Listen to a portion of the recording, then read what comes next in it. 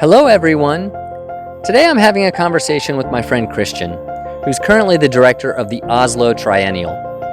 We met several years ago at our annual co-living conference in Paris. As a partner in Urgent.Agency, his perspectives on urban planning, spatial design, cultural development, and community living are quite inspiring. I hope you enjoy listening to our conversation.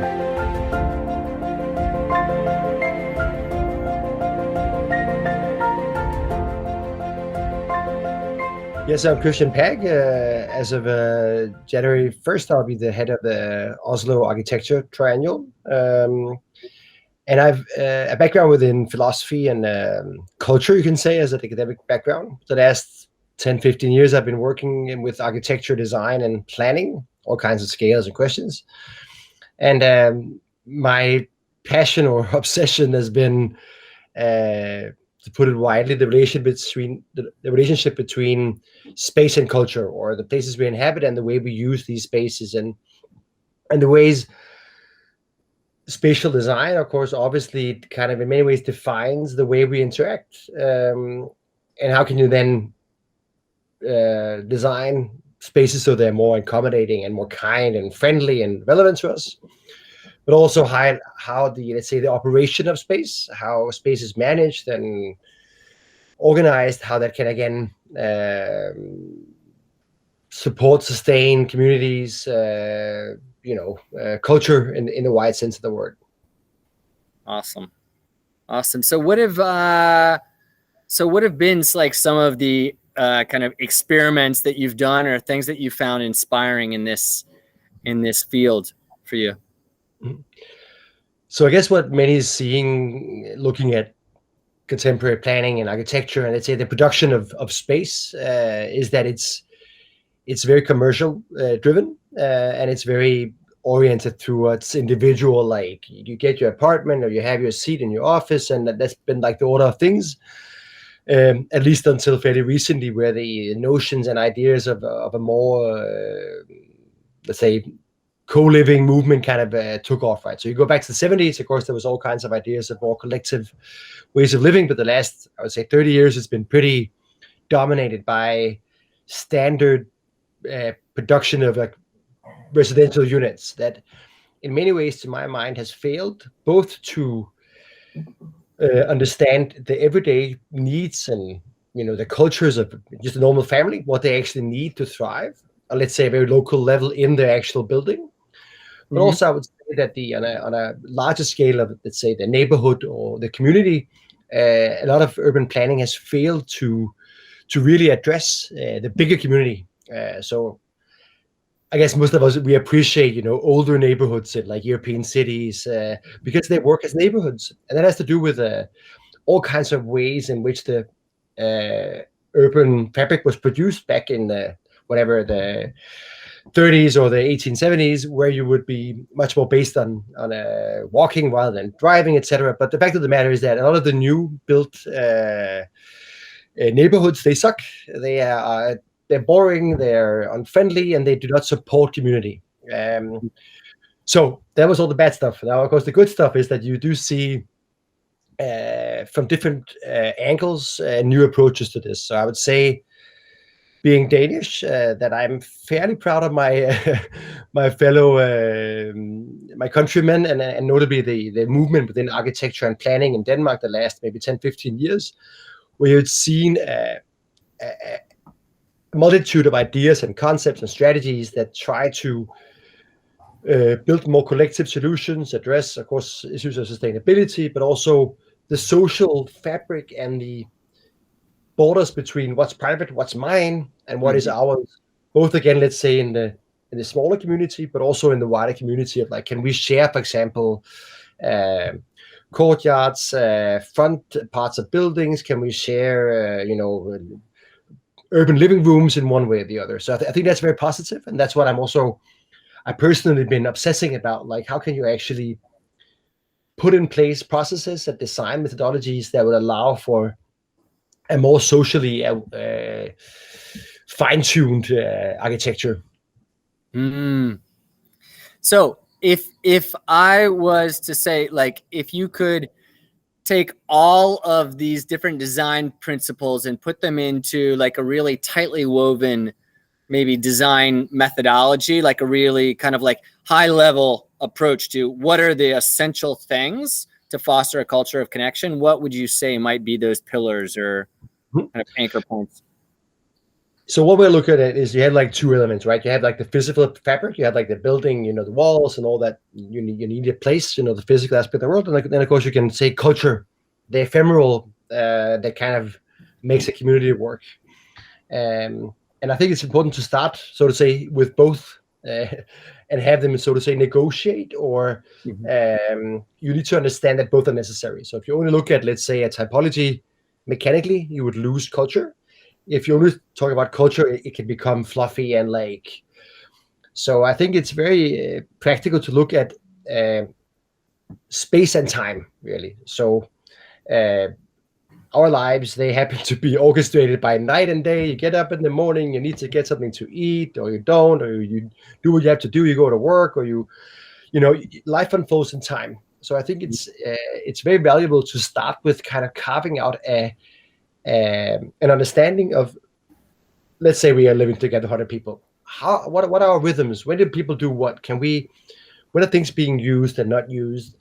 What would be really helpful for most people in their everyday life? What if we eat together, for example? That's a very normal thing to consider in a shared living mindset, and I think it's a very valuable thing to consider. It doesn't mean you need to eat together always, or at the same time, or in the same manner, but understanding the meaning of the meal, for example, and other markers of the day. I think understanding those everyday necessities and rituals is a very important aspect of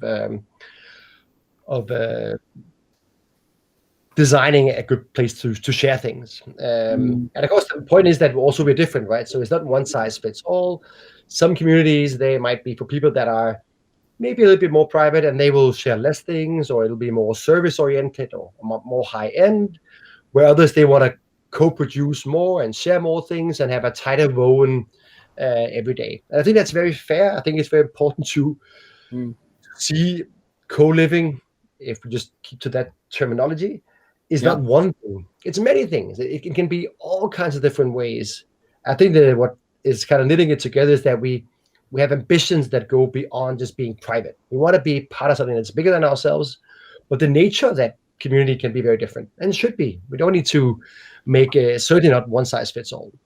Yeah, absolutely. It's I think one of the interesting things that I've seen that's kind of a characteristic of this modern expression of communal living that we call co-living is this desire for community, and at the same time a deep need for privacy, and finding the ways to kind of balance that so that it's there when you want it, but when you need the privacy, it's also there.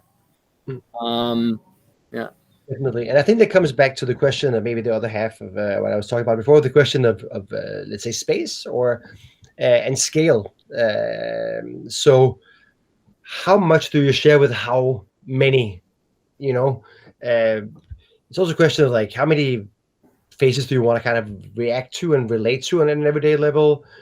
And the funny thing is that for some people, a more tightly knit community can be more demanding than a bigger one. So it's not that small means less social, because sometimes smaller communities can be more demanding. So it can be freeing, for example, to be part of a big co-living, which is like, it's also nice to be in a big city because it's in a sense more individual in being in a village. So there can be, let's say, pros and cons for both ways of looking at it. But I think, and I'm sure you also look into these things in your work, but the classic like onion ring, right? So you might have a smaller community that's closer to you. Normally it could be a family. It could also be 4 units or 6 or 10 or 12 units. And then you might be part of a bigger community that is then 100, 200 units or whatever you might consider. Or it can be more privatized and then just the small and the big. But I think experimenting with these types of levels and programs is super important. And I think we're still at the very beginning of understanding what a variety of ways we can look at this. Yeah, it's interesting because the project, the co-living scheme that we're working on in Copenhagen, is actually playing with this idea of zones of intimacy. So what is the most intimate zone? One could say is probably the bathroom, and then the bedroom, and then the living room. And then in this scheme, it's, the 10 private apartments in the pod or the neighborhood. We're calling it a neighborhood, but it's like on the floor. So there's 10 apartments on the floor, and then they have shared space with some amenities. And so there's that zone of intimacy. And then there's the building wide services, which is another kind of expansion out and zone of intimacy. And then there's the bottom 4 floors, which are open to the public. So there's that other zone of intimacy, and then, the community at large. So yeah, it's really interesting to. But I think that understanding really makes a lot of sense, and I think that's a lot of what your image of like a stupid 80s block or a newly kind of badly conceived development is that it really fails to understand what's between the individual and just society at large, right? So it's all the layers between that's really interesting. Like, the extended family moving towards the community in the neighborhood. I think that's where there's been the kind of a loss of like conceptual awareness around this, and I'm really excited that you guys are trying to pursue this along with a lot of other interesting actors right now. It's very positive, I think.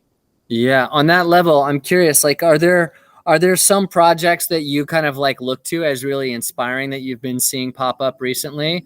And they may be in different fields, but just kind of playing with this idea of placemaking.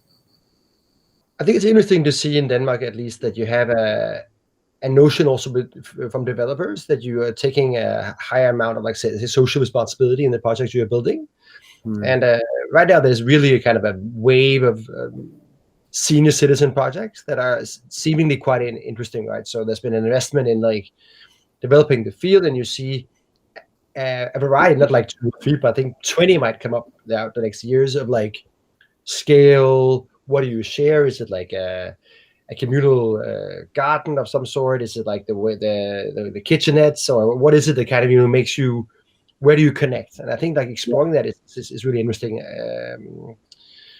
I think it's also fair to say that there's still kind of a battle going on, right? So you have a lot of commercial players that are doing fairly average stuff, and they're just basically sugarcoating just a quite hardcore commercial scheme with like some community. And I think it's important to say that if you actually believe in community, it's also a political question. It's a question of looking into profit rates and like what's fair and square. I'm not necessarily against the commercially driven community development approach, but I think understanding the business models and be fair, and also looking at how can you really develop a community also at a more productive level. I find that there's a lot of the co-living projects that are still to a large extent looking at the resident as a consumer. So they're in a sense passivized, or they can order a nice takeaway dinner, or they can go to yoga, or they can do all kinds of things, but they're in a sense not co-authoring the place in the real sense of the word. And now I think it's fair enough. Not everybody is meant to co-author their total existence, but I would love to see more experiments that in a larger degree succeeds in making the individual a co-producer of the community to a larger extent. Yeah, that's such an interesting idea to play around with, because as a commercial business, especially a commercial business that has like investors and benchmarks and KPIs and all this stuff, there tends to be a need to kind of control or to mitigate risk factors. And so when it comes to community facilitation, the idea is, okay, we're going to create a bunch of events top down, and we're going to facilitate them. We're going to choose the instructors, and and there may be, some dialogue with, the community, but it's still very much top down. And then the question is, okay, well, how do you create the framework where the residents themselves can co-author and say, you know what, not only are these the kinds of events that I want to be facilitating, or experiences that I'd like to have, or the coffee I'd like to have in the reception area, or blah, blah, blah, but I can facilitate that event, or I have a coffee company that would love to supply this. And there's this real, there's an ecosystem within the building where we're all co-creating it together. And so that's a really exciting area to explore, especially when you can add into the mix kind of co-ownership as well. Yeah. But this is the hard part. I think it's carving out the business models and the co-design methodologies. It is really difficult because people are also busy and they have their jobs and their families or whatever they have. So I think it's also a question about being realistic. So not being too romantic about how you can co-create everything. I think it's acquired taste. So I would love to be, society could be more, let's say, apt at making it easier to make your own co-living concept. As you know, I'm sure both in Germany and Austria and other places, they have better, let's say, it is easier to get a bank loan, and it's easier to set up a community and kind of really build your own place. Mm-hmm. But that is for let's say, it's an acquired taste to have that capability. What I would love to see in the commercial sector is a larger commitment to more values than just economical values. And how do you then operationalize that and make it more than just a CSR stunt or something, right? So I think it's fair to make money, but I think it's also great to say it's enough. So I don't need a crazy return on investment. I have even an open account so you can see transparently we are making money, but this is the amount of money, and we're actually also investing in, battling climate change, whatever it might be, right? So and this, I guess, is a wider question of capitalism, but I guess we all understand, or most sane people understand, that we need to fix the capitalistic system, on a major scale. Yeah. And I think that demands a lot of the commercial agencies to become more, invested in talking about a value and addressing values in other terms than just money. And that's possible, but it's also demanding. Absolutely. So switching gears a little bit, I have a question for you as a Dane. I started going to Copenhagen in 2009 for the climate talks, the UN climate talks there. And I was just so impressed with the culture that I just kept going back and learning more and more. And I came to find that that Denmark is actually known as one of the best places to live in the world. And, the commons community, living communities is at the center of the culture. And I'm really curious, where does that come from, in your opinion, in terms of this being such a deep part of the DNA? Yeah, it is curious. And I live in Norway now, so also a Scandinavian country, and it's fun to see that it's certainly not such a big part of the Norwegian DNA. It's a much more, let's say, individualized cultural kind of fabric in Norway, and it's fascinating. So without being too historical, you can talk about the peasant culture and what happened in the late 19th century is that you would have a lot of, let's say, bottom-up collective organization of the farm, the production of milk, etc. Andelsbevægelsen, it's called. And I would say all through the 20th century, there's been a tradition, maybe because we lost a lot of our, colonies, etc. So Denmark kind of had to look inwards in the 20th century and come together as communities and cities and the country as such. And of course, it's also a scale thing. Denmark is fairly small, so it was always like you had to kind of come together and get something done in a way. Because the fact of the matter is, co-living, as everything else, it's very practical. You have to kind of find the place and set it up and get people to show up, and it's like everything is really, of course, it's banal, but it's sometimes you forget that how practical things are, Yeah. And I guess there's a tradition in Denmark of being practical about these things, and then there was, of course, the whole movement of the 60s and the 70s, a big kind of like wave of hope and hippie vibes, where a lot of these kind of co-living things really took off in a new way. Mm-hmm. So as it is with the culture, it's always very local, and it's produced over time with all kinds of inputs. But I think, just to close that story off, I think an important element is that there is this kind of bigger feeling of social security in Denmark that makes it's easy to take risk in Denmark. Actually, you know that in a sense, I'm not alone. I got health insurance, etc. And I think this fact that you're not so at risk in your own life makes it easier to take chances, actually, and also to experiment. I can live with these guys for a little while. I personally, for example, I lived in co-living maybe 15 years of my life because it was easy. We just moved in, and didn't work. I moved out again. Things are easy, and of course that makes it easier to do things that seem crazy or risky. Yeah, totally. That makes sense.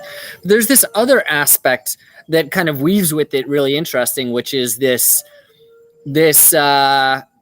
focus on design and specifically sustainable design, smart design, maybe we may call it. It's like just really thinking in a holistic perspective.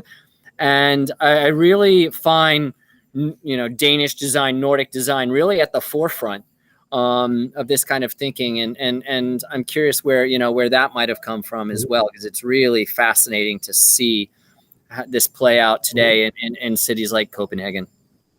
No, but I agree. And being a non-designer who kind of drifted into design, I can sort of say I agree with your enthusiasm for the quality and the integrity and the social ambition of much of the Nordic design. I've been very inspired by that, the new wave of architecture and also of design in the wider version of the word social design or design thinking. It's always, again, hard to talk about origin, but it is.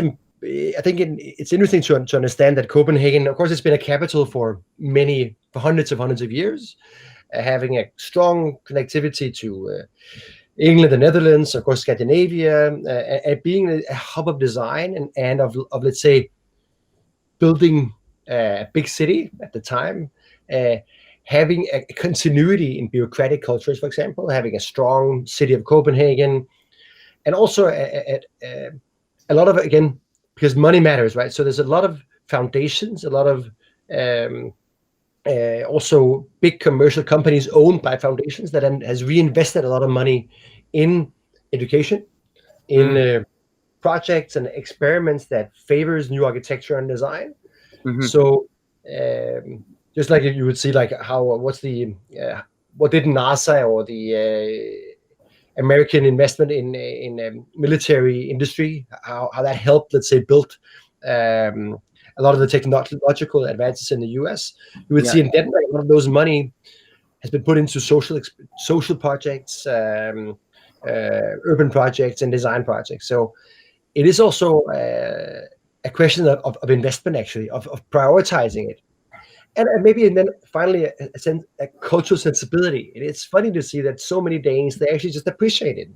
They talk about it. And it's funny because I see in Norway, not so much, not quite as much, and I'd see a lot of things where I'd be like, come on, do it right, finish that building, make it properly. Don't just set it up there like it's an object. It's part of a urban fabric and a context and a history. Yeah. It's so interesting to see how different cultures kind of like go towards a little bit more kind of individualistic or communal culture. So I'm kind of curious what's next for you, what you're really excited about, where what's kind of inspiring your path forward. So in my new job, being the director of the Oslo Architecture Triennale, I am excited to be engaged in the public debate in Norway, but also abroad, relating to these issues of designing for the common good. So how are we actually enabling our societies and different sectors to come together and actually become better at designing for everything that we share. That is, of course, the public squares and the institutions and the train stations, etc. But it's also looking at your field. How do you operationalize the design for connectivity? And because it is a fact that even, we can talk a lot about how the Nordic countries are doing well. We also have a lot of loneliness and people feeling unconnected, and I really think that putting connectivity or notions of what we share into the discussion about planning and architecture is super important, and that's what I'm going to be obsessing about also in the next years. Awesome. Well, it's been a pleasure connecting with you, and I really appreciate you taking the time for this call. I know you have a pretty packed day, so I appreciate your time, and I know we'll be talking again very soon, and hopefully I'll see you in Oslo or Copenhagen sometime soon. Yeah. Well, I come to Bali and hang out in your house as soon as I can. I'm ready for you, my friend.